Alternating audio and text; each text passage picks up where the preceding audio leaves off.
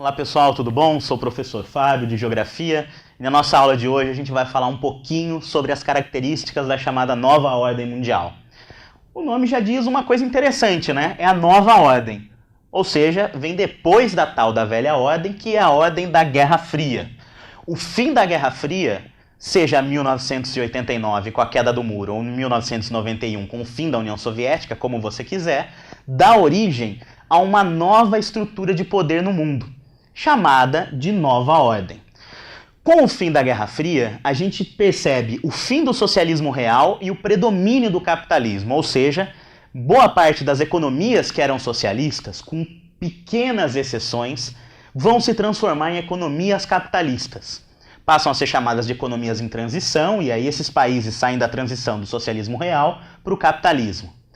Então a gente percebe que o fim da Guerra Fria marca esse predomínio do capitalismo. O capitalismo se torna um sistema econômico aí que se expande para vários países do mundo. O fim da Guerra Fria marca o fim da disputa ideológica, o fim da questão política, o fim da disputa bélica e marca a ascensão de duas novas categorias que vão passar a ser centrais na discussão da nova ordem, que é o caráter econômico, a economia e as trocas comerciais. Então, lá na Guerra Fria, a questão era ideológica, política, bélica, e agora na nova ordem a gente está falando de uma discussão que é uma discussão econômica e que é uma discussão principalmente das relações comerciais. Então percebam que as potências mundiais agora vão ser aquelas que se inserem melhor nesse modelo econômico e nesse modelo do comércio internacional.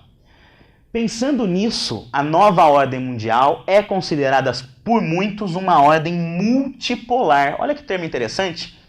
Lá na Guerra Fria a gente falava da bipolaridade. Agora a gente está falando da multipolaridade. A sua primeira reação é pensar o seguinte: Guerra Fria era Estados Unidos e União Soviética, bipolar, fácil.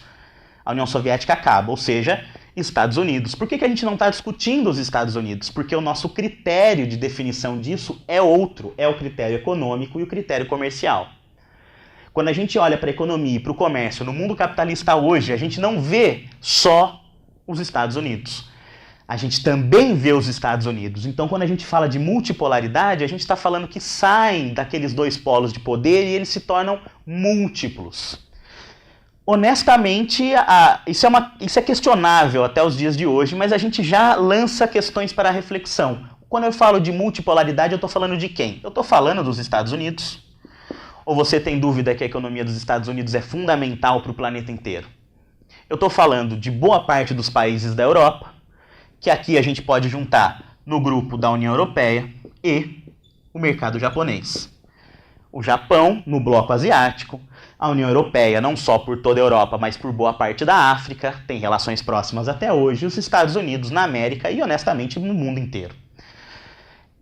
Isso significa a multipolaridade que a gente tem na nova ordem. Eu queria colocar dois debates. Aqui a ideia não é responder, mas é lançar reflexões que são interessantes para a gente discutir isso. O mundo da nova ordem é um mundo multipolar.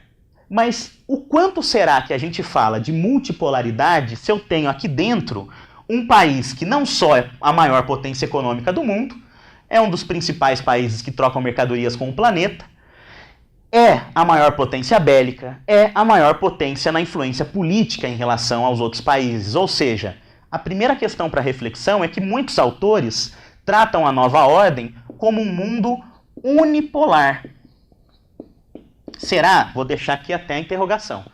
Unipolar pensando que a gente está falando aqui dos Estados Unidos. Uma outra questão que muita gente levanta é que essa teoria da multipolaridade é uma teoria do fim da Guerra Fria, lá da década de 90. Mas o mundo hoje é muito diferente daquele período, né? A geografia é muito dinâmica, ela é muito rápida. Então o que a gente tem? A maior economia do mundo, junto dos Estados Unidos, não está representado nessa multipolaridade aqui, que é a China. Qual será que é o papel da China dentro da noção de multipolaridade que a gente fala da nova ordem? Isso é uma novidade que muitos teóricos até hoje têm dificuldade de tratar. Beleza, pessoal? Aqui a gente viu os conceitos, como a nova ordem é baseada, o que é a multipolaridade, e aproveitei para lançar temas de reflexão e debate de como funciona essa multipolaridade nos dias de hoje. Beleza? Até a próxima!